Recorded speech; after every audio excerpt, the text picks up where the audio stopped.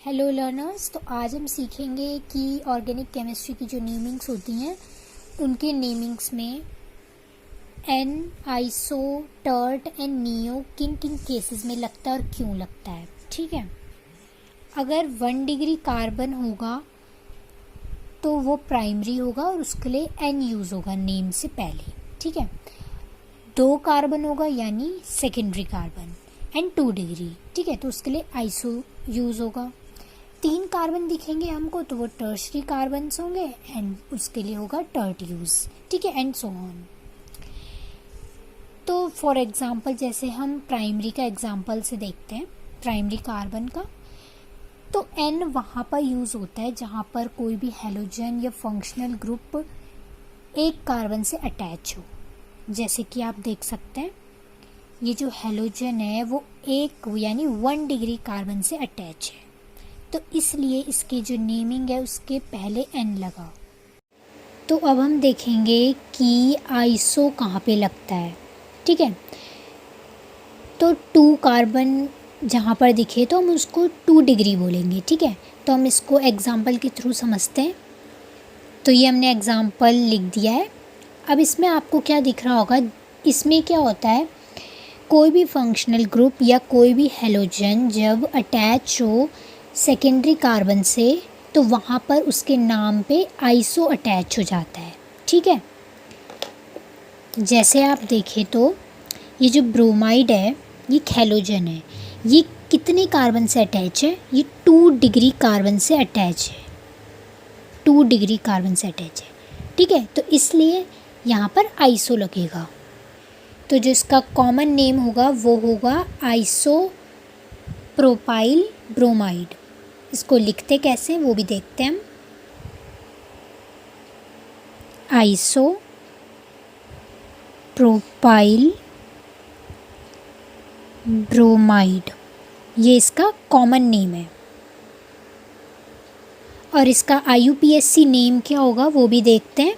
तो इसका IUPAC name होगा 2 ब्रोमो प्रोपेन।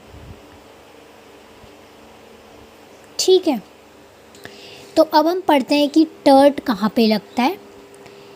तो ऑब्वियसली सी बात है, आपको लग रहा होगा कि टर्ट यानी 3 डिग्री, तो जहाँ पर 3 मिथाइल ग्रुप होंगे और उन 3 मिथाइल ग्रुप से कोई भी हेलोजन या फंक्शनल ग्रुप अटैच होगा वहाँ पर ही उसके नेमिंग में टर्ट लगेगा।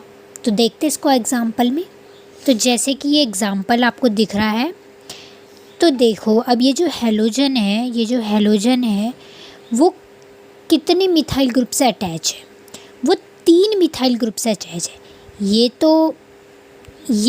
ये जिस कार्बन से अटैच है वो कितने मिथाइल ग्रुप से अटैच है, 3, तो ये 3 डिग्री होगा। ठीक है, तो इसका जो कॉमन नेम होगा वो होगा टर्ट ब्यूटाइल ब्रोमाइड। अब देखते हैं इसको कैसे लिखते हैं। ये ऐसे लिखा जाएगा इसका कॉमन नेम,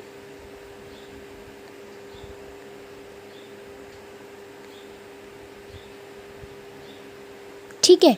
और इसका IUPAC नेम भी देख लेते हैं। तो इसका IUPAC नेम हो जाएगा 2 ब्रोमो 2 मिथाइल प्रोपेन। ठीक है, अब हम देखते हैं नियो कहाँ पर यूज़ होता है। कोई भी फंक्शनल ग्रुप अगर कोई भी अटैच हो 4 कार्बन से यानी 4 डिग्री कार्बन से तो उसके नेम में नियो लगता है। देखते हैं इसको भी एग्जांपल से। तो ये एग्जांपल मैंने लिख दिया है। तो ये जो Br यानी हेलोजन है ये कितने कार्बन से अटैच है, ये जिस कार्बन से अटैच है वो 4 कार्बन से अटैच है। ठीक है, यानी 4 डिग्री। ठीक है, तो इसके नाम पर लगेगा नियो, क्योंकि ये जो ब्रोमीन है ये जिस कार्बन से अटैच है वो कार्बन 1, 2, 3 और 4 कार्बन से अटैच्ड है। ठीक है, यानी ये वाला कार्बन 1, 2, 3, 4 मिथाइल ग्रुप से अटैच है। तो इसलिए इसके नाम में नियो लगेगा। अब इसका नाम भी देख लेते कि कैसे लिखते हैं। अब नाम के आगे नियो लिख देते हैं पहले। अब यहाँ पे कितने कार्बन आपको दिख रहे हैं? 5, तो पेंटाइल आ जाएगा, ठीक है। अब यहाँ पे कौन सा हेलोजन है? ब्रोमाइड, तो ब्रोमाइड, ठीक है। ये इसका कॉमन नेम है। अब इसका IUPAC नेम होगा 1-ब्रोमो।